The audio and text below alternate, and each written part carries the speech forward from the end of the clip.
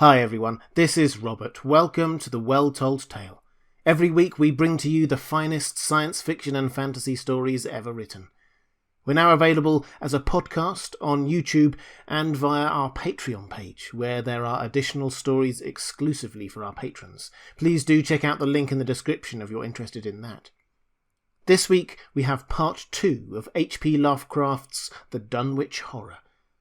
Last time, we were introduced to the Whateley family in the remote Massachusetts village of Dunwich, and something is not right there.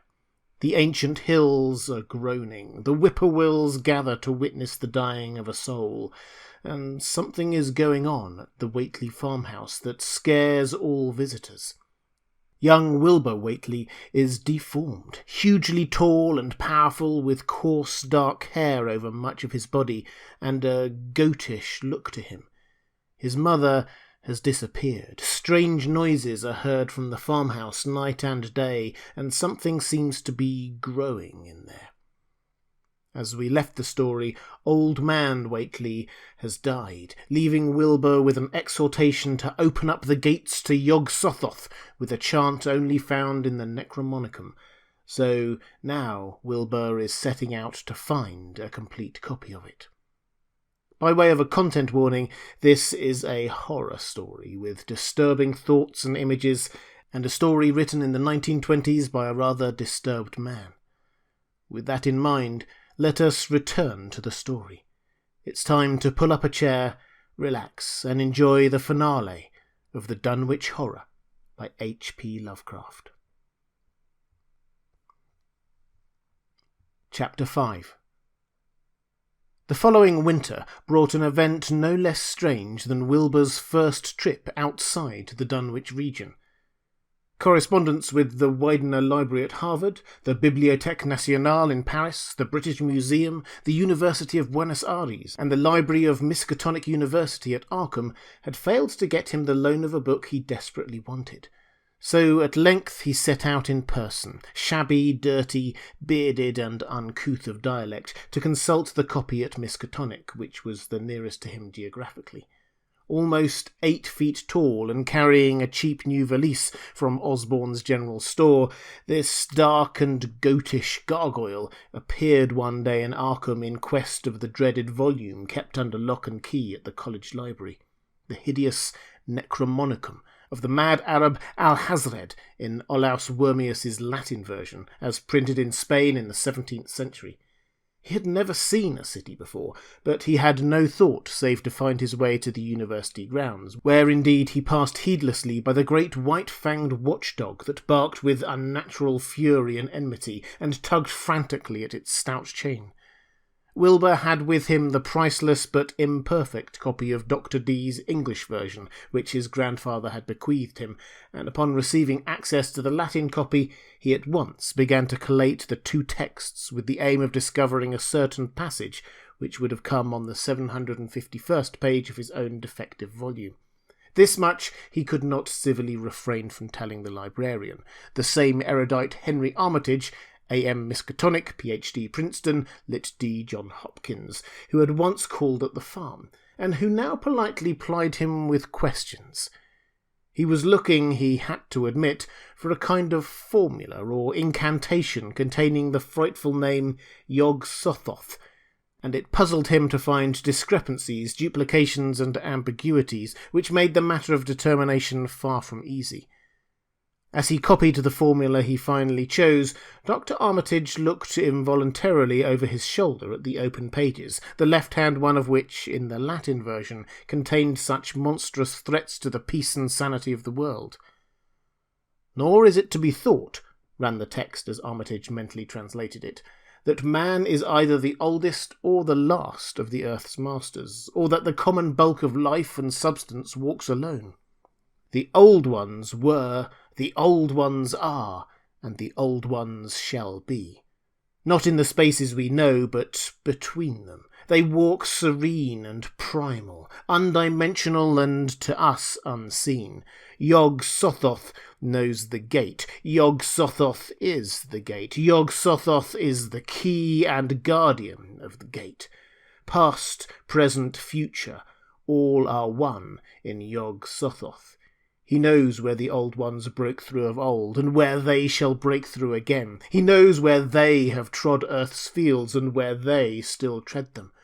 Why no one can behold them as they tread. By their smell can men sometimes know them near, but of their semblance can no man know, saving only in the features of those they have begotten on mankind. And of those there are many sorts, differing in likeness from man's truest eidolon to that shape without sight or substance which is they. They walk unseen and foul in lonely places where the words have been spoken and the rites howled through at their seasons. The wind gibbers with their voices, and the earth mutters with their consciousness. They bend the forest and crush the city, yet may not forest or city behold the hand that smites. Cadath in the cold waste hath known them, and what man knows Cadath? The ice desert of the south and the sunken isles of ocean hold stones whereon their seal is engraven. But who hath seen the deep frozen city, or the sealed tower long garlanded with seaweed and barnacles? Great Cthulhu is their cousin, yet he can spy them only dimly. Ea Shub Niggurath! As a foulness shall ye know them. Their hand is at your throats, yet ye see them not, and their habitation is even one with your guarded threshold. Yog Sothoth is the key to the gate whereby the spheres meet. Man rules now where they ruled once. They shall soon rule where man rules now. After summer is winter, and after winter summer. They wait patient and potent, for here shall they reign again. Dr. Armitage, associating what he was reading with what he had heard of Dunwich and its brooding presences, and of Wilbur Whateley and his dim, hideous aura that stretched from a dubious birth to a cloud of probable matricide, felt a wave of fright, as tangible as a draught of the tomb's cold clamminess. The bent, goatish giant before him seemed like the spawn of another planet or dimension, like something only partly of mankind, and linked to black gulfs of essence and entity that stretch like titan phantasms beyond all spheres of force and matter, space and time. Presently Wilbur raised his head and began speaking in that strange, resonant fashion which hinted at sound-producing organs unlike the run of mankind's. "Mr. Armitage," he said, "I calculate I've got to take that book home. These things in it I've got to try under certain conditions that I can't get here, and it'd be a mortal sin to let a red tape rule hold me up. Let me take it along, sir, and I swear there won't be nobody know the difference. I don't need to tell you I'll take good care of it. It wasn't me that put this D copy in the shape it is." He stopped as he saw firm denial on the librarian's face, and his own goatish figures grew crafty. Armitage, half ready to tell him he might make a copy of what parts he needed, thought suddenly of the possible consequences and checked himself. There was too much responsibility in giving such a being the key to such blasphemous outer spheres. Whateley saw how things stood and tried to answer lightly. "Well, all right. If you feel that way about it, maybe Harvard won't be so fussy as you be." And without saying more, he rose and strode out of the building, stooping at each doorway. Armitage heard the savage yelping of the great watchdog and studied Whateley's gorilla-like lope as he crossed the bit of campus visible from the window. He thought of the wild tales he had heard and recalled the old Sunday stories in the Advertiser. These things and the lore he had picked up from Dunwich rustics and villagers during his one visit there. Unseen things not of Earth, or at least not of tri-dimensional Earth, rushed fetid and horrible through New England's glens, or brooded obscenely on the mountain tops. Of this he had long felt certain. Now he seemed to sense the close presence of some terrible part of the intruding horror, and to glimpse a hellish advance in the black dominion of the ancient and once passive nightmare. He locked away the Necronomicon with a shudder of disgust, but the room still reeked with an unholy and unidentifiable stench. "As a foulness shall ye know them," he quoted. Yes, the odour was the same as that which had sickened him at the Whateley farmhouse less than 3 years before. He thought of Wilbur, goatish and ominous once again, and laughed mockingly at the village rumours of his parentage. "Inbreeding?" Armitage muttered half aloud to himself. "Great God! What simpletons! Show them Arthur Macken's Great God Pan, and they'll think it a common Dunwich scandal. But what thing, what cursed, shapeless influence on or off this three-dimensional earth was Wilbur Whateley's father? Born on Candlemas, 9 months after May Eve of 1912, when the talk about the queer earth noises reached clear to Arkham, what walked on the mountains that May night? What rude mass horror fastened itself on the world in half-human flesh and blood? During the ensuing weeks, Dr. Armitage set about to collect all possible data on Wilbur Whateley and the formless presences around Dunwich. He got in communication with Dr. Houghton of Aylesbury, who had attended old Whateley in his last illness, and found much to ponder over in the grandfather's last words as quoted by the physician. A visit to Dunwich village failed to bring out much that was new, but a close survey of the Necronomicon in those parts which Wilbur had sought so avidly seemed to supply new and terrible clues to the nature, methods, and desires of the strange evil so vaguely threatening this planet. Talks with several students of archaic law in Boston, and letters to many others elsewhere, gave him a growing amazement, which passed slowly through varied degrees of alarm to a state of really acute spiritual fear. As the summer drew on, he felt dimly that something ought to be done about the lurking terrors of the upper Miskatonic Valley, and about the monstrous being known to the human world as Wilbur Whateley. Chapter 6. The Dunwich Horror itself came between Lammas and the equinox in 1928, and Dr. Armitage was among those who witnessed its monstrous prologue. He had heard, meanwhile, of Whateley's grotesque trip to Cambridge, and of his frantic efforts to borrow or copy from the Necronomicon at the Widener Library. Those efforts had been in vain, since Armitage had issued warnings of the keenest intensity to all librarians having charge of the dreaded volume. Wilbur had been shockingly nervous at Cambridge, anxious for the book, yet almost equally anxious to get home again, as if he feared the results of being away long. Early in August, the half-expected outcome developed, and in the small hours of the 3rd, Dr. Armitage was awakened suddenly by the wild, fierce cries of the savage watchdog on the college campus. Deep and terrible, the snarling, half-mad growls and barks continued, always in mounting volume, but with hideously significant pauses. Then there rang out a scream from a wholly different throat, such a scream as roused half the sleepers of Arkham and haunted their dreams ever afterward, such a scream as could come from no being born of earth or wholly of earth. Armitage hastened into some clothing and rushed across the street and lawn to the college buildings, saw that others were ahead of him, and heard the echoes of a burglar alarm still shrilling from the library. An open window showed black and gaping in the moonlight. What had come had indeed completed its entrance, for the barking and the screaming, now fast fading into a mixed low growling and moaning, proceeded unmistakably from within. Some instinct warned Armitage that what was taking place was not a thing for unfortified eyes to see, so he brushed back the crowd with authority as he unlocked the vestibule door. Among the others, he saw Professor Warren Rice and Dr. Francis Morgan, men to whom he had told some of his conjectures and misgivings, and these two he motioned to accompany him inside. The inward sounds, except for a watchful droning whine from the dog, had by this time quite subsided.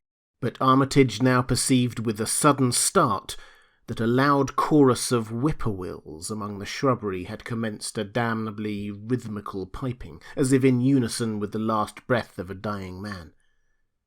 The building was full of a frightful stench which Dr. Armitage knew too well, and the three men rushed across the hall to the small genealogical reading room whence the low whining came. For a second, nobody dared to turn on the light. Then Armitage summoned up his courage and snapped the switch. One of the three, it is not certain which, shrieked aloud at what sprawled before them among disordered tables and overturned chairs. Professor Rice declares that he wholly lost consciousness for an instant, though he did not stumble or fall. The thing that lay half-bent on its side in a fetid pool of greenish-yellow ichor and tarry stickiness was almost 9 feet tall, and the dog had torn off all the clothing and some of the skin. It was not quite dead, but twitched silently and spasmodically, while its chest heaved in monstrous unison with the mad piping of the expectant whippoorwills outside. Bits of shoe leather and fragments of apparel were scattered about the room, and just inside the window an empty canvas sack lay where it had evidently been thrown. Near the central desk, a revolver had fallen, a dented but undischarged cartridge later explaining why it had not been fired. The thing itself, however, crowded out all other images at the time. It would be trite and not wholly accurate to say that no human pen could describe it, but one may properly say that it could not be vividly visualized by anyone whose ideas of aspect and contour are too closely bound up with the common life forms of this planet and of the 3 known dimensions.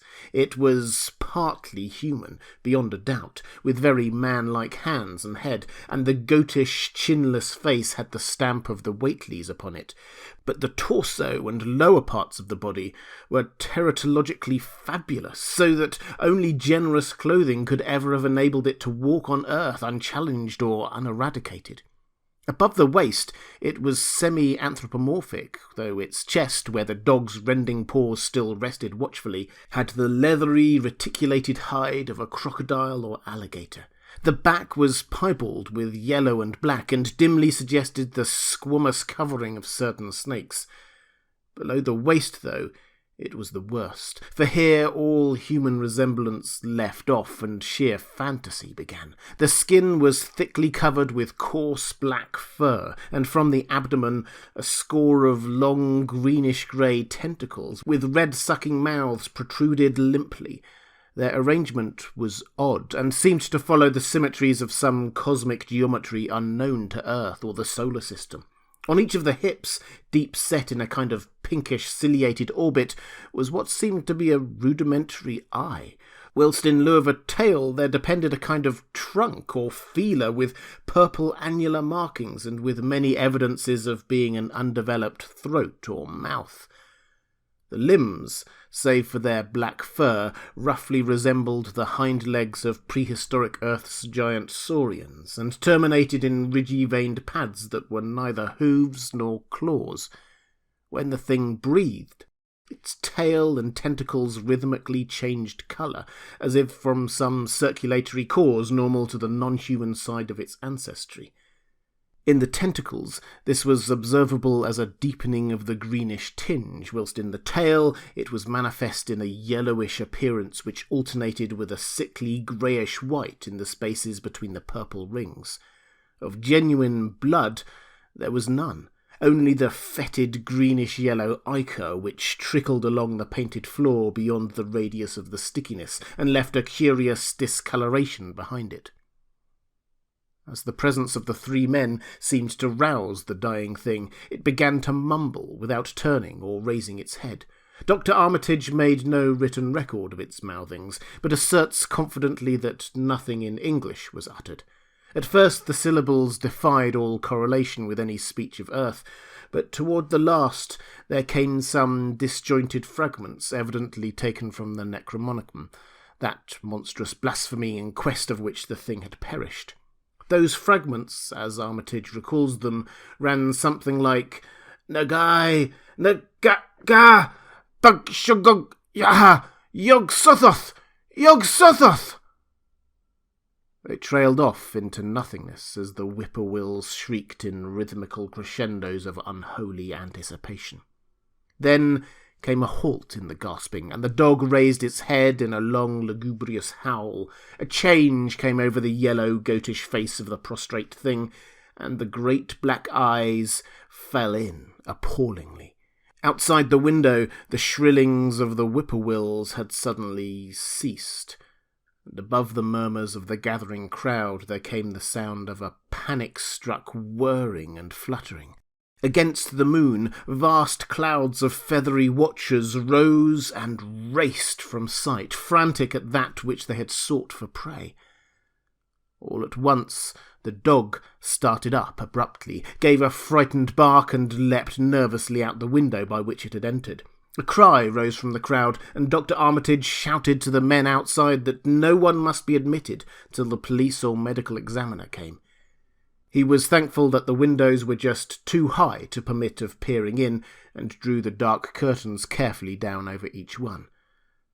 By this time 2 policemen had arrived, and Dr. Morgan, meeting them in the vestibule, was urging them for their own sakes to postpone entrance to the stench-filled reading room till the examiner came and the prostrate thing could be covered up.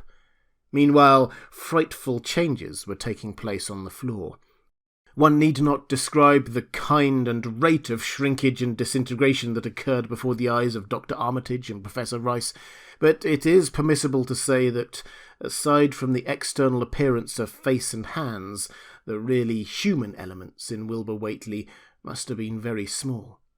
When the medical examiner came, there was only a sticky, whitish mass on the painted boards, and the monstrous odour had nearly disappeared. Apparently Whateley had no skull or bony skeleton, at least not in any true or stable sense.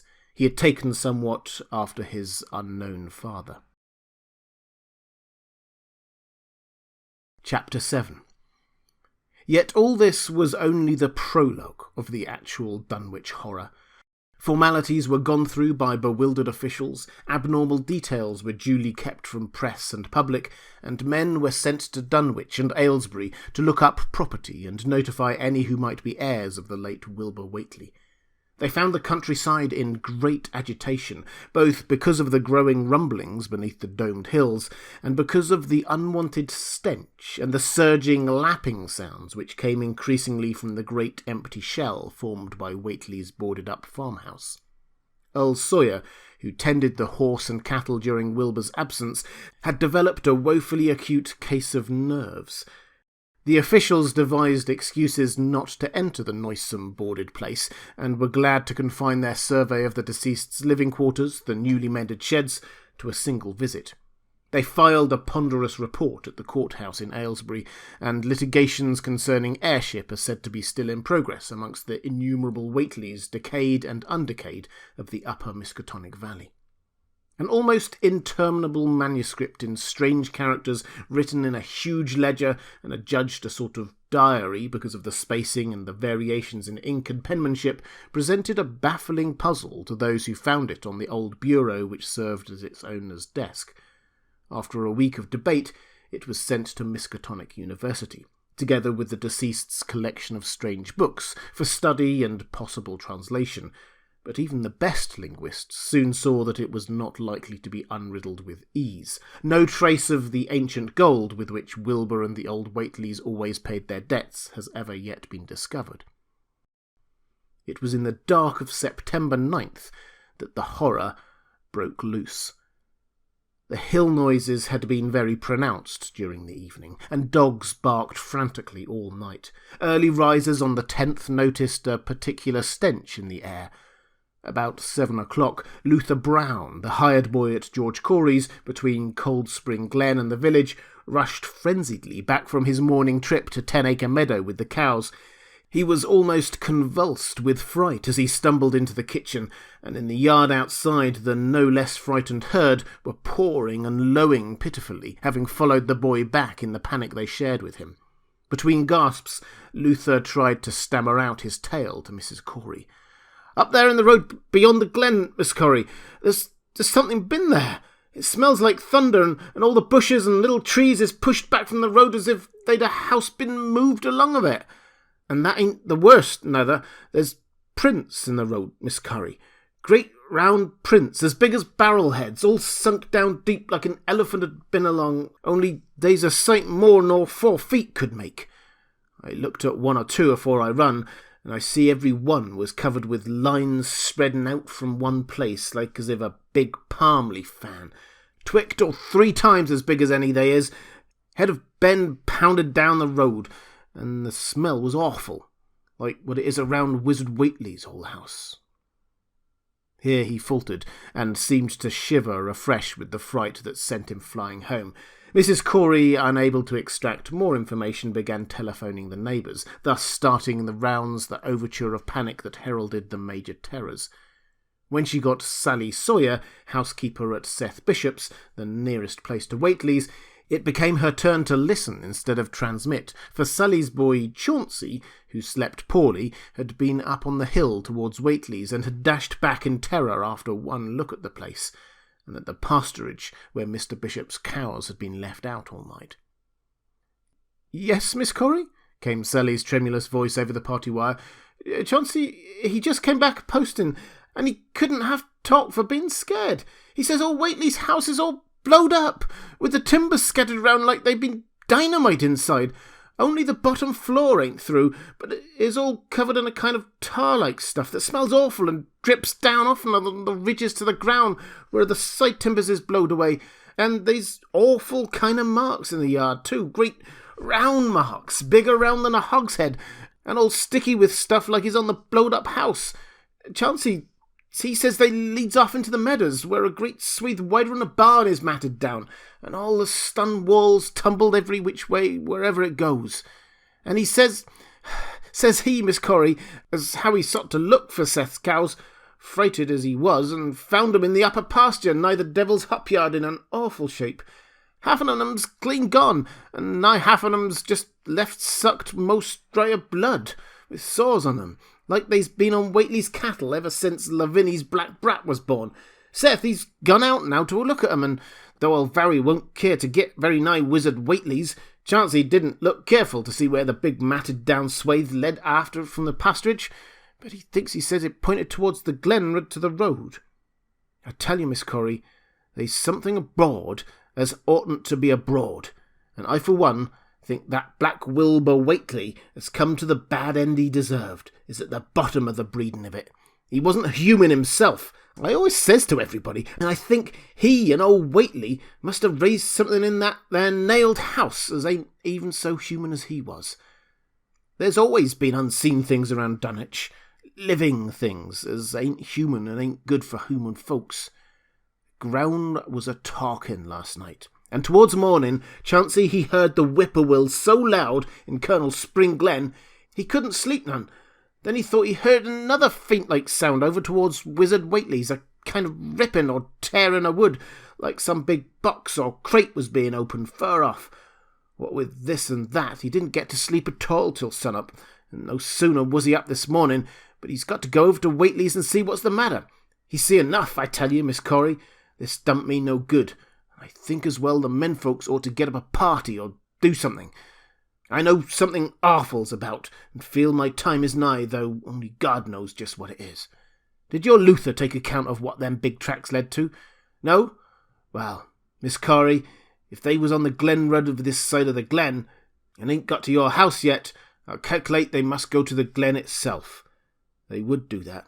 I always says old Col Spren Glen ain't no healthy nor decent place. The whippoorwills and fireflies there never did act like they were creatures of God, and they's them as says you can hear strange things a-rushing and a-talking in the air down that there if you stand in the right place, atween the rock falls and Bear's Den.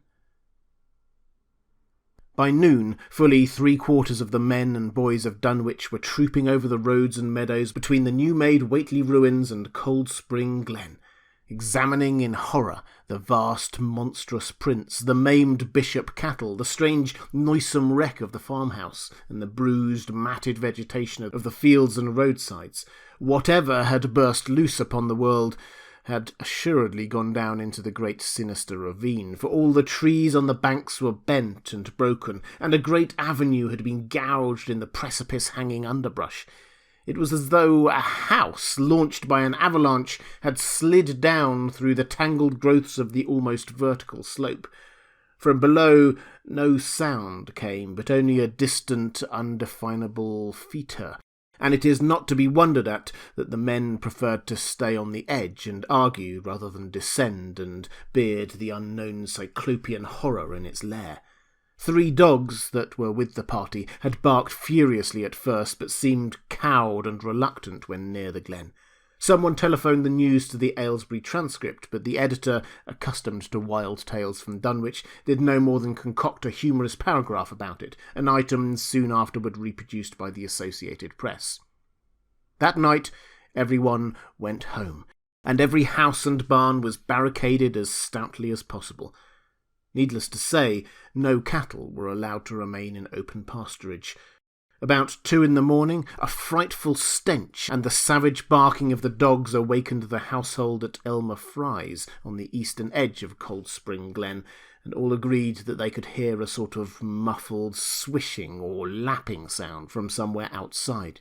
Mrs. Fry proposed telephoning the neighbours, but Elmer was about to agree when the noise of splintering wood burst in upon their deliberations. It came, apparently, from the barn, and was quickly followed by a hideous screaming and stamping amongst the cattle. The dogs slavered and crouched close to the feet of the fear-numbed family.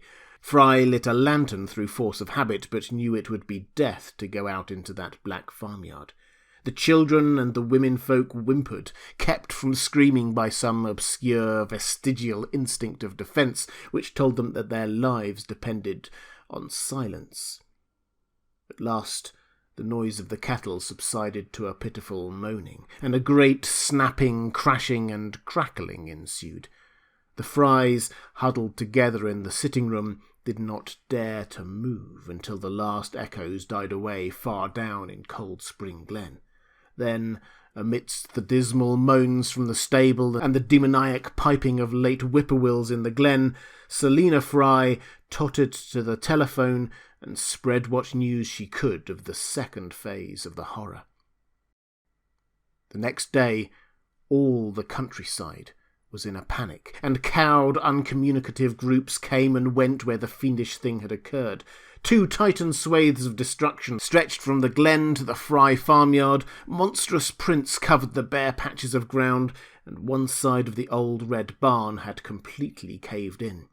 Of the cattle, only about a quarter could be found and identified. Some of these were in curious fragments, and all that survived had to be shot. Earl Sawyer suggested that help be asked from Aylesbury or Arkham, but others maintained it would be of no use. Old Zebulon Whateley, of a branch that hovered about halfway between soundness and decadence, made darkly wild suggestions about rites that ought to be practised on the hilltops. He came of a line where tradition ran strong, and his memories of chantings in the great stone circles were not altogether connected with Wilbur and his grandfather. Darkness fell on a stricken countryside too passive to organise for real defence. In a few cases, closely related families would band together and watch in the gloom under one roof, but in general there was only a repetition of the barricading of the night before, and a futile, ineffective gesture of loading muskets and setting pitchforks handily about. Nothing, however, occurred except some hill noises, and when the day came, there were many who hoped that the new horror had gone as swiftly as it had come. There were even some bold souls who proposed an offensive expedition down in the glen, though they did not venture to set an actual example to the still reluctant majority. When night came again, the barricading was repeated, though there was less huddling together of families. In the morning, both the Fry and the Seth Bishop households reported excitement among the dogs and vague sounds and stenches from afar, while early explorers noted with horror a fresh set of the monstrous tracks in the road skirting Sentinel Hill. As before, the sides of the road showed a bruising indicative of the blasphemy stupendous bulk of the horror, whilst the conformation of the tracks seemed to argue a passage in 2 directions, as if the moving mountain had come from Cold Spring Glen and returned to it along the same path. At the base of the hill, a 30-foot swathe of crushed shrubbery and saplings led steeply upward, and the seekers gasped when they saw that even the most perpendicular places did not deflect the inexorable trail. Whatever the horror was, it could scale a sheer stony cliff of almost complete verticality, and as the investigators climbed around to the hill's summit by safer routes, they saw that the trail ended, or rather reversed, there. It was here that the Whateleys used to build their hellish fires and chant their hellish rituals by the table-like stone on May Eve and Hallowmas. Now that very stone formed the centre of a vast space, thrashed around by the mountainous horror, whilst upon its slightly concave surface was a thick, fetid deposit of the same tarry stickiness observed on the floor of the ruined Whateley farmhouse when the horror escaped. Men looked at one another and muttered, then they looked down the hill. Apparently the horror had descended by a route much the same as that of its ascent. To speculate was futile. Reason, logic, and normal ideas of motivation stood confounded. Only old Zebulon, who was not with the group, could have done justice to the situation or suggested a plausible explanation. Thursday night began much like the others, but it ended much less happily.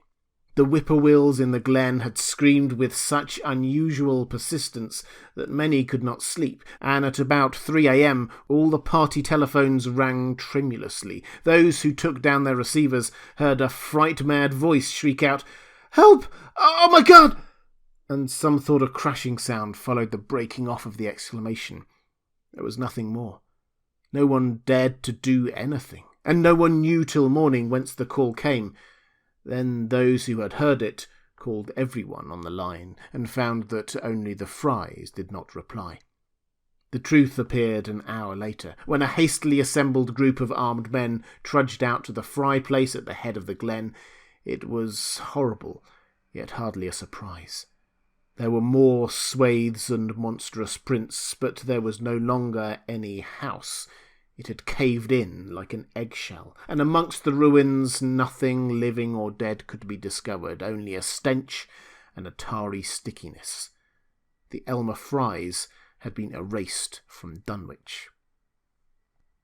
In the meantime, a quieter yet even more spiritually poignant phase of the horror had been blackly unwinding itself behind the closed door of a shelf-lined room in Arkham.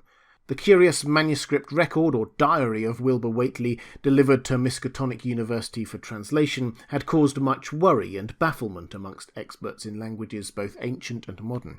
Its very alphabet, notwithstanding a general resemblance to the heavily shaded Arabic used in Mesopotamia, being absolutely unknown to any available authority.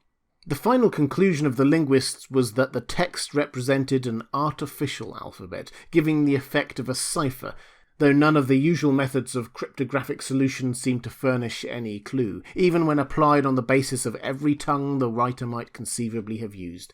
The ancient books taken from Whateley's quarters, while absorbingly interesting and in several cases promising to open up new and terrible lines of research among philosophers and men of science, were of no assistance whatever in this matter.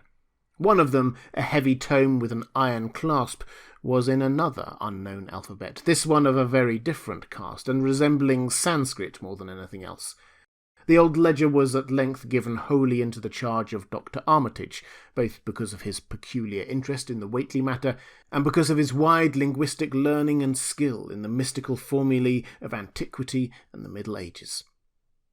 Armitage had an idea that the alphabet might be something esoterically used by certain forbidden cults which have come down from old times, and which have inherited many forms and traditions from the wizards of the Saracenic world. That question, however, he did not deem vital, since it would be unnecessary to know the origin of the symbols if, as he suspected, they were used as a cipher in a modern language. It was his belief that, considering the great amount of text involved, the writer would scarcely have wished the trouble of using another speech than his own, save perhaps in certain special formulae and incantations. Accordingly, he attacked the manuscript with the preliminary assumption that the bulk of it was in English. Dr. Armitage knew, from the repeated failures of his colleagues, that the riddle was a deep and complex one, and that no simple mode of solution could merit even a trial. All through late August he fortified himself with the massed lore of cryptography, drawing upon the fullest resources of his own library and wading night after night amidst the arcana of Trithemius's Polyographia, Giambattista Porta's De Furtivis Literarum Notis, de Wegnier's Traité des Chiffres, Falconer's Cryptomenius Patefacta, Davies and Thickness's 18th century treatise, and such fairly modern authorities as Blair, von Martin, Kloeber's Cryptographic. He interspersed his studies of the books with attacks on the manuscript itself, and in time became convinced that he had to deal with one of the subtlest and most ingenious of cryptograms, in which many separate lists of corresponding letters are arranged like the multiplication table, and the message built up with arbitrary keywords known only to the initiated. The older authorities seemed rather more helpful than the newer ones, and Armitage concluded that the code of the manuscript was one of great antiquity, no doubt handed down through a long line of mystical experimenters. Several times he seemed near daylight, only to be set back by some unforeseen obstacle. Then, as September approached, the clouds began to clear.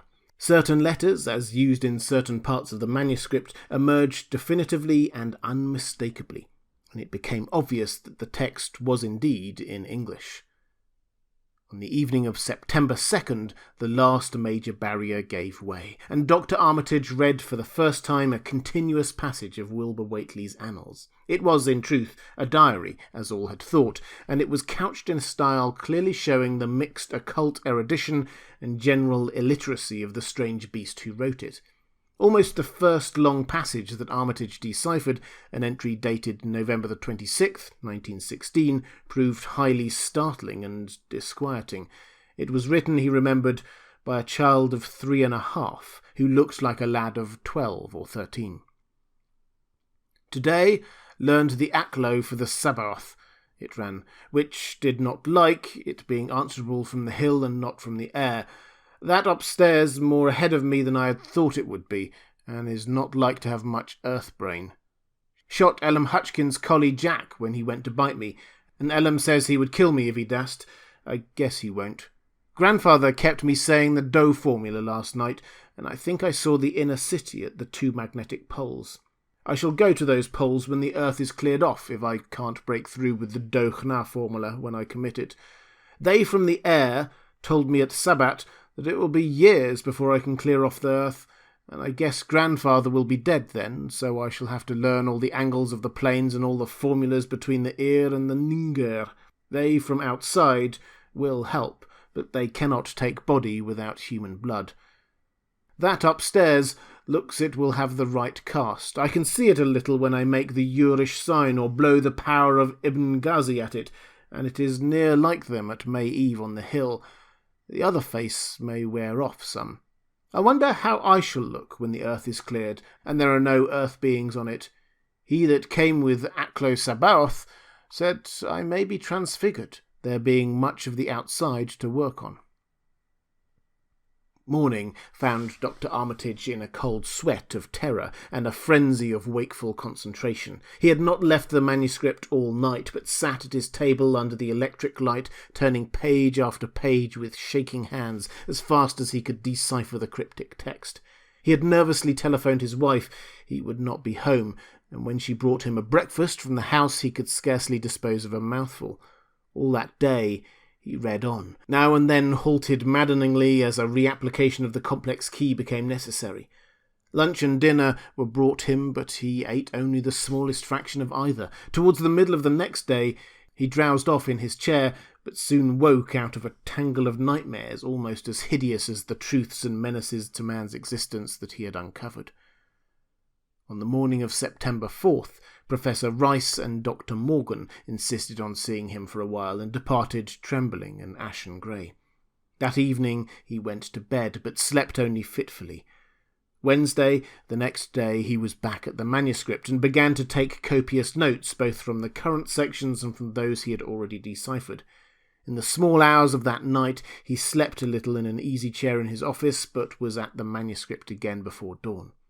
Some time before noon, his physician, Dr. Hartwell, called to see him and insisted that he cease work.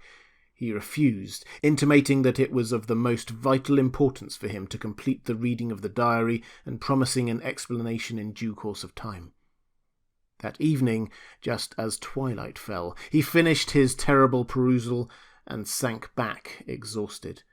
His wife, bringing him dinner, found him in a half-comatose state, but he was conscious enough to warn her off with a sharp cry when he saw her eyes wander towards the notes he had taken. Weakly rising, he gathered up the scribbled papers and sealed them all in a great envelope, which he immediately placed in his inside coat pocket. He had sufficient strength to get home, but was so clearly in need of medical aid that Dr. Hartwell was summoned at once. As the doctor put him to bed, he could only mutter over and over again, "But what, in God's name, can we do?" Dr. Armitage slept, but was partly delirious the next day. He made no explanations to Hartwell, but in his calmer moments spoke of the imperative need of a long conference with Rice and Morgan. His wilder wanderings were very startling indeed, including frantic appeals that something in a boarded-up farmhouse be destroyed, and fantastic references to some plan for the extirpation of the entire human race, and all animal and vegetable life from the earth by some terrible elder race of beings from another dimension. He would shout that the world was in danger, since the elder things wished to strip it and drag it away from the solar system and cosmos of matter into some other plane or phase of entity from which it had once fallen, vigintillions of eons ago. At other times he would call for the dreaded Necronomicon, in which he seemed hopeful of finding some formula to check the peril he conjured up. "Stop them! Stop them!" he would shout. "Those Whateleys meant to let them in, and the worst of all is left. Tell Rice and Morgan we must do something. It's a blind business, but I know how to make the powder. It hasn't been fed since the second week of August, when Wilbur came here to his death, and at that rate—" But Armitage had a sound physique despite his 73 years, and slept off his disorder that night without developing any real fever. He woke late Friday, clear of head, though sober, with a gnawing fear and tremendous sense of responsibility. Saturday afternoon he felt able to go over to the library and summon Rice and Morgan for a conference, and the rest of that day and evening the three men tortured their brains in the wildest speculation and the most desperate debate. Strange and terrible books were drawn voluminously from the stack shelves and from secure places of storage, and diagrams and formulae were copied with feverish haste and in bewildering abundance. Of scepticism there was none.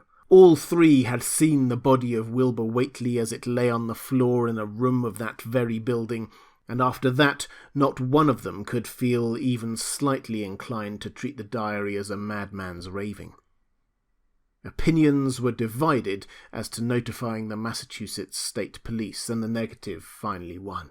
There were things involved which simply could not be believed by those who had not seen a sample, as indeed was made clear during certain subsequent investigations. Late at night the conference disbanded without having developed a definite plan, but all day Sunday Armitage was busy comparing formulae and mixing chemicals obtained from the college laboratory. The more he reflected on the hellish diary, the more he was inclined to doubt the efficacy of any material agent in stamping out the entity which Wilbur Whateley had left behind him, the earth-threatening entity which, unknown to him, was to burst forth in a few hours and become the memorable Dunwich Horror. Monday was a repetition of Sunday with Dr. Armitage, for the task in hand required an infinity of research and experiment. Further consultations of the monstrous diary brought about various changes of plan, and he knew that even in the end a large amount of uncertainty must remain. By Tuesday he had a definite line of action mapped out, and believed he would try a trip to Dunwich within a week. Then, on Wednesday, the great shock came. Tucked obscurely away in a corner of the Arkham Advertiser was a facetious little item from the Associated Press, telling what a record-breaking monster the bootleg whiskey of Dunwich had raised up. Armitage, half stunned, could only telephone for Rice and Morgan. Far into the night they discussed, and the next day was a whirlwind of preparations on the part of them all. Armitage knew he would be meddling with terrible powers, yet saw there was no other way to annul the deeper and more malign meddling which others had done before him. Chapter 9. Friday morning, Armitage, Rice and Morgan set out by motor for Dunwich, arriving at the village about 1 in the afternoon. The day was pleasant, but even in the brightest sunlight a kind of quiet dread and portent seemed to hover about the strangely domed hills and the deep shadowy ravines of the stricken region. Now and then on some mountain top a gaunt circle of stones could be glimpsed against the sky. From the air of hushed fright at Osborne's store they knew something hideous had happened, and soon learned of the annihilation of the Elmer Fry house and family. Throughout that afternoon they rode around Dunwich, questioning the natives concerning all that had occurred, and seeing for themselves with rising pangs of horror the drear Fry ruins with their lingering traces of the tarry stickiness, the blasphemous tracks in the Fry yard, the wounded Seth Bishop cattle, and the enormous swathes of disturbed vegetation in various places. The trail up and down Sentinel Hill seemed to Armitage of almost cataclysmic significance, and he looked long at the sinister altar-like stone on the summit. At length the visitors, apprised of a party of state police which had come from Aylesbury that morning in response to the first telephone reports of the Fry tragedy, decided to seek out the officers and compare notes as far as practicable. This, however, they found more easily planned than performed, since no sign of the party could be found in any direction. There had been 5 of them in a car, but now the car stood empty near the ruins in the Fry yard. The natives, all of whom had talked with the policeman, seemed at first as perplexed as Armitage and his companions. Then old Sam Hutchins thought of something and turned pale, nudging Fred Farr and pointing to the dank, deep hollow that yawned close by. "God," he gasped, "I telled them not to go down into the glen, and I never thought nobody'd do it with them tracks and that smell and the whippoorwills a-screeching down there in the dark o' noonday." A cold shudder ran through the natives and visitors alike, and every ear strained in a kind of instinctive, unconscious listening. Armitage, now that he had actually come upon the horror and its monstrous work, trembled with the responsibility he felt to be his. Night would soon fall, and it was then that the mountainous blasphemy lumbered upon its eldritch course. Negotium perambulans in tenebris. The old librarian rehearsed the formulae he had memorized, and clutched the paper containing the alternative ones he had not memorized. He saw his electric flashlight was in working order. Rice, beside him, took from a valise a metal sprayer of the sort used in combating insects, whilst Morgan uncased the big game rifle on which he relied despite his colleagues' warnings that no material weapon would be of help. Armitage, having read the hideous diary, knew painfully well what kind of a manifestation to expect, but he did not add to the fright of the Dunwich people by giving any hints or clues. He hoped that it might be conquered without any revelation to the world of the monstrous thing it had escaped. As the shadows gathered, the natives commenced to disperse homeward, anxious to bar themselves indoors despite the present evidence that all human locks and bolts were useless before a force that could bend trees and crush houses when it chose. They shook their heads at the visitors' plan to stand guard at the Fry ruins near the glen, and as they left had little expectancy of ever seeing the watchers again. There were rumblings under the hills that night, and the whippoorwills piped threateningly. Once in a while a wind sweeping up out of Cold Spring Glen would bring a touch of ineffable foetor to the heavy night air, such a foetor as all 3 of the watchers had smelled once before when they stood above a dying thing that had passed for 15 years and a half as a human being, but the looked-for terror did not appear. Whatever was down there in the glen was biding its time, and Armitage told his colleagues it would be suicidal to try and attack it in the dark.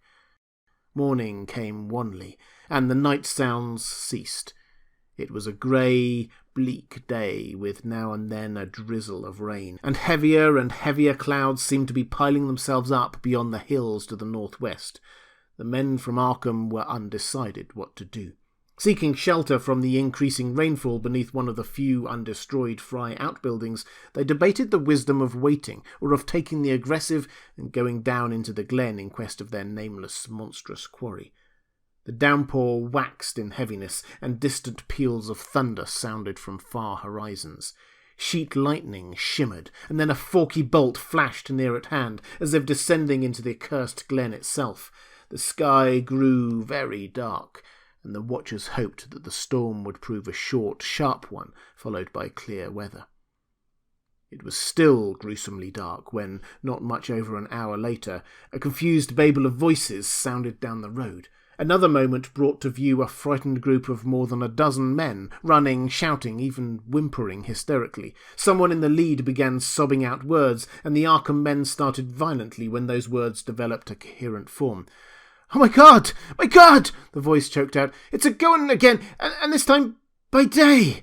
It's out and moving this very minute, and only the Lord knows when it'll be upon us all!" The speaker panted into silence, but another took up the message. "Nigh on an hour ago, Zeb Whateley here been heard the phone a-ringing, and it was Miss Corey, George's wife, that lives down by the junction. She says the hired boy Luther was out driving the cows from the storm out of the big bolt. When he sees all the trees a-bending at the mouth of the glen, opposite side to this, and smelt the same awful smell like he smelt when he found the big tracks last Monday morning, and he says they were a swishing, lapping sound, more nor what the bending of trees and bushes could make, and all of a sudden the trees along the road began to get pushed one side, and there was an awful stomping and splashing in the mud, but mind ye, Luther didn't see anything at all, only just the bending trees and the underbrush. Then, far ahead, where Bishop's Brook goes under the road, he heard an awful creaking and straining on the bridge, and says he could tell a sound of a wood stalk cracking and starting to split, and all the whiles he'd never see a thing, only them trees and bushes a-bending, and when the swishing sound got very far off, and the road towards Wizard Whateley's and Sentinel Hill, Luther, he had the guts to step up where he'd heard it first and look at the ground. It was all mud and water, and the sky was dark, and the rain was wiping out the tracks about as fast as he could be, but beginning at the glen mouth, where the trees bid moved, they was all still some of them awful prints, big as barrels, like you seen last Monday." At this point the first excited speaker interrupted. "But that's not the trouble now. That was only the start. Zeb here was calling folks up, and everybody was a-listening in when a call from Seth Bishop's cut in. His housekeeper Sally was carrying on for to kill. She'd just seed the trees a-bending beside the road, and says they were kind of a mushy sound, like an elephant's puffing and treading a-heading for the house. Then she up and spoke sudden of a fearful smell, and says her boy Chancey was a-screaming, and how it was just like what he smelt up at the Whateley ruins Monday morning, and the dogs were all barking and whining awful, and then she let out a terrible yell, and says the shed down the road had just caved in like the storm had blowed it over, only the wind wasn't strong enough to do that. Everybody was listening, and you could hear lots of folks on the wire a-gasping. All to onct, Sally she yelled again, and says the front yard picket fence bed just crumpled up, though there wasn't no sign of what done it. Then everybody on the line could hear Chancey and old Seth Bishop yelling too, and Sally was shrieking about something heady struck the house, not lightning nor nothing, but something heavy agin the house, that kept launching itself again and again, though he couldn't yet see nothing about the front windows, and then... Lines of fright deepened on every face, and Armitage, shaken as he was, had barely poise enough to prompt the speaker. And then Sally she yelled out, "Oh, help! The house is a-caving in!" And on the wire we could hear a terrible crashing, and a whole flock of screaming, just like when Elmer Fry's place was took, only worse. The man paused, and another of the crowd spoke. "That's all. Not a sound nor squeak over the phone after that, just still like. We that heard it got out Fords and wagons and rounded up as many able-bodied menfolk as we could get at Corey's place and come up here to see what you thought best to do. Not but what I think it's the Lord's judgment for our iniquities that no mortal kin ever set aside."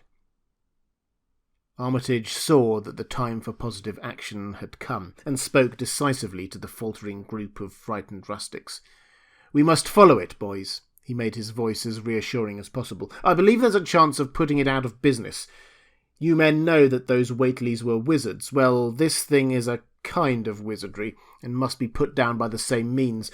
I've seen Wilbur Whateley's diary and read some of the strange old books he used to read, and I think I know the right kind of a spell to recite to make the thing fade away. Of course, one can't be sure, but we can always take a chance. It's invisible, I knew it would be, but there's a powder in this long-distance sprayer that might make it show up for a second. Later on we'll try it. It's a frightful thing to have alive, but it isn't as bad as what Wilbur would have let in if he'd lived longer. You'll never know what the world has escaped. Now we've only this one thing to fight, and it can't multiply. It can, though, do a lot of harm, so we mustn't hesitate to rid the community of it. We must follow it, and the way to begin is to go to the place it has just wrecked. Let somebody lead the way. I don't know your roads very well, but I've an idea there might be a shorter cut across lots. How about it?" The men shuffled about a moment, and then Earl Sawyer spoke softly, pointing with a grimy finger through the steadily lessening rain. "I guess you can get to Seth Bishop's quickest by cutting across the lower meadow there, wading the brook at the low place and climbing through Carrier's Mowen and the timber lot beyond. That comes out on the upper road, mighty nigh Seth's, a little t'other side." Armitage, with Rice and Morgan, started to walk in the direction indicated, and many of the natives followed slowly, and there were signs that the storm had worn itself away. When Armitage inadvertently took the wrong direction, Joe Osborne warned him and walked ahead to show the right one. Courage and confidence were mounting, though the twilight of the almost perpendicular wooded hill which lay toward the end of their shortcut, and among whose fantastic ancient trees they had to scramble as if up a ladder, put these qualities to a severe test. At length they emerged on a muddy road to find the sun coming out. They were a little beyond the Seth Bishop place, but bent trees and hideously unmistakable tracks showed what had passed by. Only a few moments were consumed in surveying the ruins just around the bend. It was the Fry incident all over again, and nothing dead or living was found in either of the collapsed shells which had been the Bishop house and barn. No one cared to remain there amidst the stench and the tarry stickiness, but all turned instinctively to the line of horrible prints leading on towards the wrecked Whateley farmhouse and the altar-crowned slopes of Sentinel Hill. As the men passed the side of Wilbur Whateley's abode, they shuddered visibly, and seemed again to mix hesitancy with their zeal. It was no joke tracking down something as big as a house that one could not see, but that had all the vicious malevolence of a demon. Opposite the base of Sentinel Hill the tracks left the road, and there was a fresh bending and matting visible along the broad swathe marking the monster's former route to and from the summit. Armitage produced a pocket telescope of considerable power and scanned the steep green side of the hill. Then he handed the instrument to Morgan, whose sight was keener. After a moment of gazing, Morgan cried out sharply, passing the glass to Earl Sawyer and indicating a certain spot on the slope with his finger. Sawyer, as clumsy as most non-users of optical devices are, fumbled a while, but eventually focused the lenses with Armitage's aid. When he did so, his cry was less restrained than Morgan's had been. "God almighty! The grass and bushes is a-moving! It's a-going up, slow-like, creeping up to the top this minute. Heaven knows what for." Then the germ of panic seemed to spread among the seekers. It was one thing to chase the nameless entity, but quite another to find it. Spells might be all right, but suppose they weren't. Voices began questioning Armitage about what he knew of the thing, and no reply seemed quite to satisfy. Everyone seemed to feel himself in close proximity to phases of nature, and of being utterly forbidden and wholly outside the sane experience of mankind. Chapter 10. In the end, the three men from Arkham, old white-bearded Dr. Armitage, stocky iron-grey Professor Rice, and lean youngish Dr. Morgan, ascended the mountain alone. After much patient instruction regarding its focusing and use, they left the telescope with the frightened group that remained in the road, and as they climbed, they were watched closely by those among whom the glass was passed around. It was hard going, and Armitage had to be helped more than once. High above the toiling group, the great swathe trembled as its hellish maker repassed with snail-like deliberateness. Then it was obvious that the pursuers were gaining. Curtis Whateley, of the undecayed branch, was holding the telescope when the Arkham party detoured radically from the swathe. He told the crowd that the men were evidently trying to get to a subordinate peak which overlooked the swathe at a point considerably ahead of where the shrubbery was now bending. This indeed proved to be true, and the party was seen to gain the minor elevation only a short time after the invisible blasphemy had passed it. Then Wesley Corey, who had taken the glass, cried out that Armitage was adjusting the sprayer which Rice held, and that something must be about to happen. The crowd stirred uneasily, recalling that this sprayer was expected to give the unseen horror a moment of visibility. 2 or 3 men shut their eyes, but Curtis Whateley snatched back the telescope and strained his vision to the utmost. He saw that Rice, from the party's point of vantage above and behind the entity, had an excellent chance of spreading the potent power with marvellous effect. Those without the telescope saw only an instant's flash of grey cloud, a cloud about the size of a moderately large building near the top of the mountain. Curtis, who had held the instrument, dropped it with a piercing shriek into the ankle-deep mud of the road. He reeled and would have crumpled to the ground had not 2 or 3 others seized and steadied him. All he could do was moan half inaudibly, Oh, great God! That... There was a pandemonium of questioning, and only Henry Wheeler thought to rescue the fallen telescope and wipe it clean of mud. Curtis was past all coherence, and even isolated replies were almost too much for him. "Bigger in a barn, all made of squirmin' ropes. A whole thing sort of shaped like a hen's egg, bigger than anything, with dozens of legs like hogsheads that half shut up when they step. Nothing solid about it. It's all jelly, and made of separate wriggling ropes pushed close together, great bulging eyes all over it. 10 or 20 mouths or trunks are sticking out all along the sides, big as stovepipes, and all a tossing and opening and shutting, all grey with kind of blue or purple rings. Oh, God in heaven, a face on top." This final memory, whatever it was, proved too much for poor Curtis, and he collapsed completely before he could say more. Fred Farr and Will Hutchins carried him to the roadside and laid him on the damp grass. Henry Wheeler, trembling, turned the rescued telescope on the mountain to see what he might. Through the lenses were discernible 3 tiny figures, apparently running towards the summit as fast as the steep incline allowed. Only these, and nothing more. Then everyone noticed a strangely unseasonable noise in the deep valley behind, and even in the underbrush of Sentinel Hill itself. It was the piping of unnumbered whippoorwills, and in their shrill chorus there seemed to lurk a note of tense and evil expectancy. Earl Sawyer now took the telescope, and reported the 3 figures as standing on the topmost ridge, virtually level with the altar stone, but at a considerable distance from it.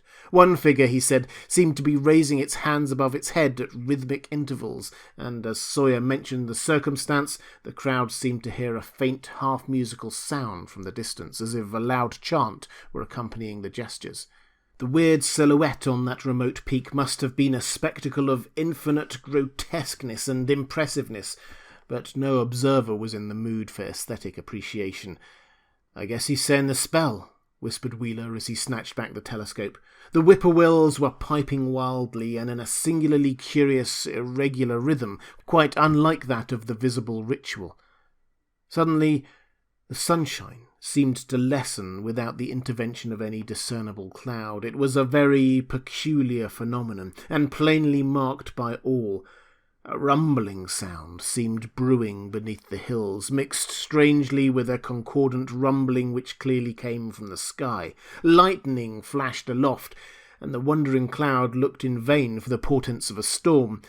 The chanting of the men from Arkham now became unmistakable, and Wheeler saw through the glass that they were all raising their arms in the rhythmic incantation. From some farmhouse far away came the frantic barking of dogs.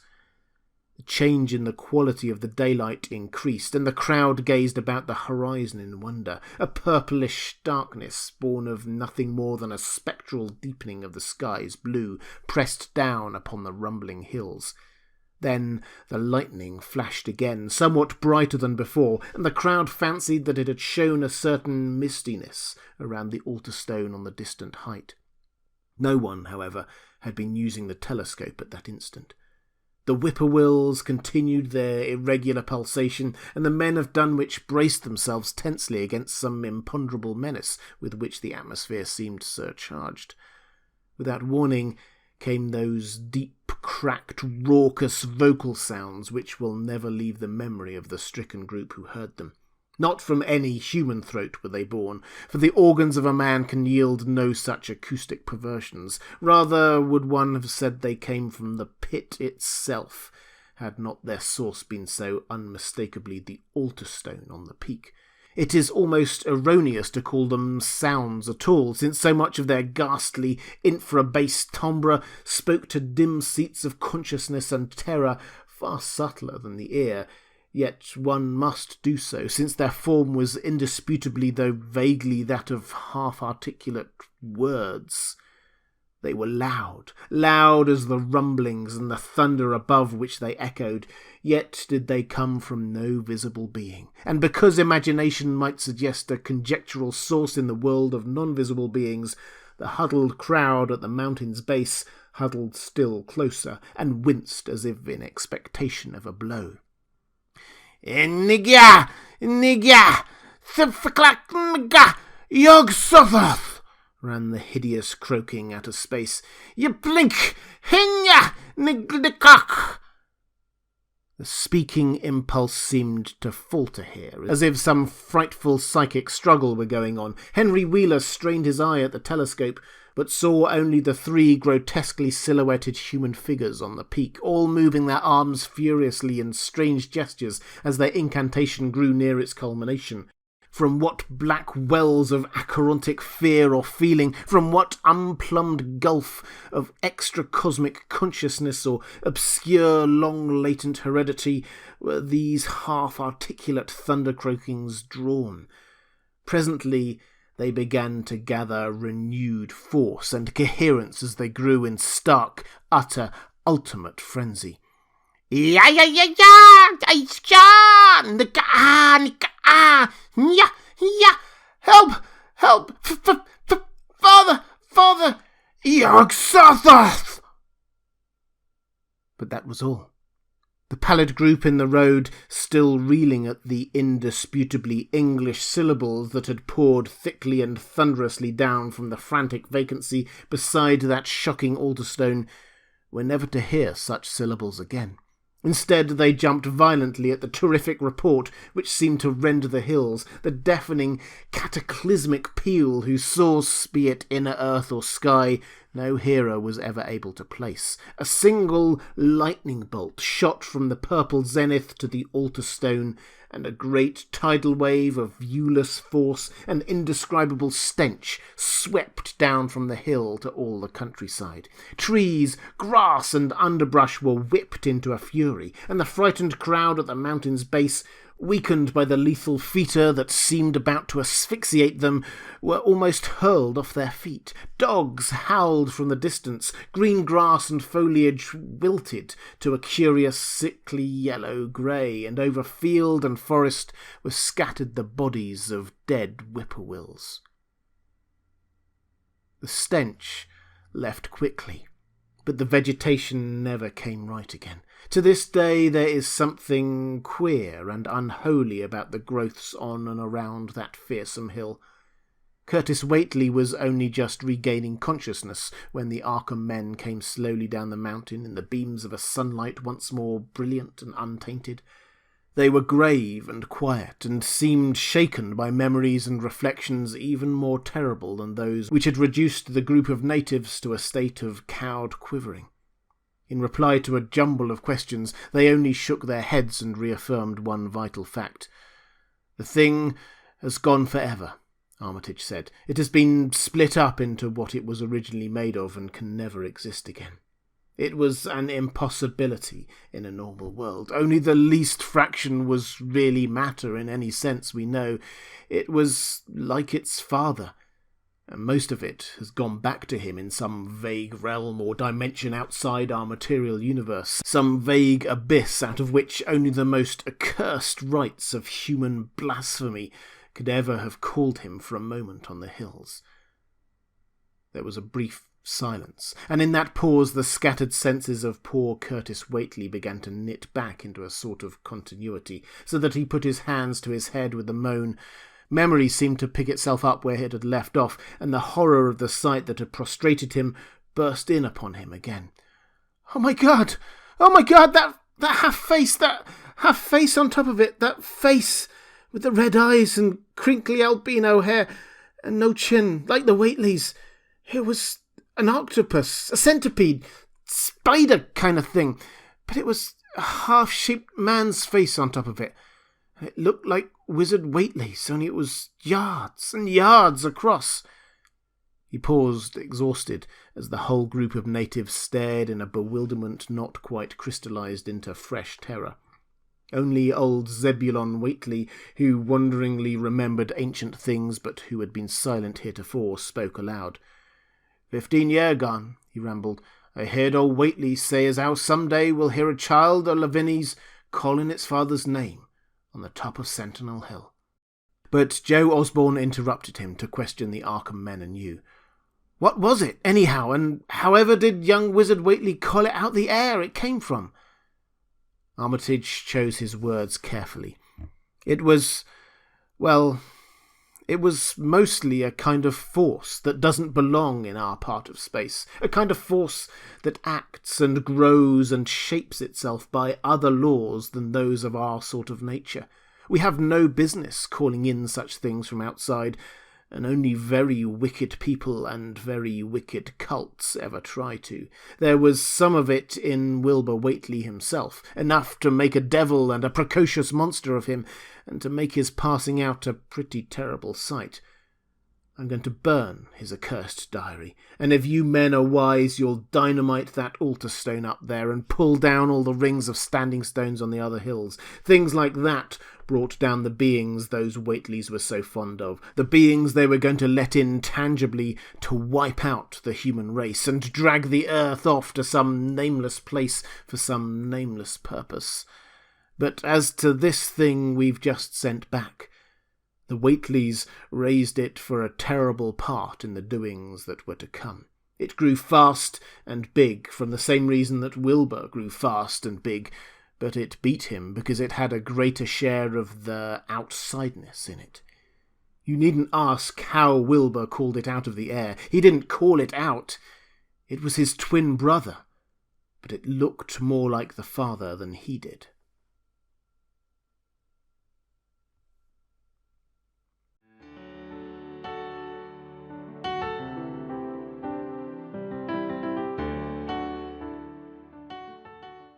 And welcome back. I hope you enjoyed The Dunwich Horror by H.P Lovecraft.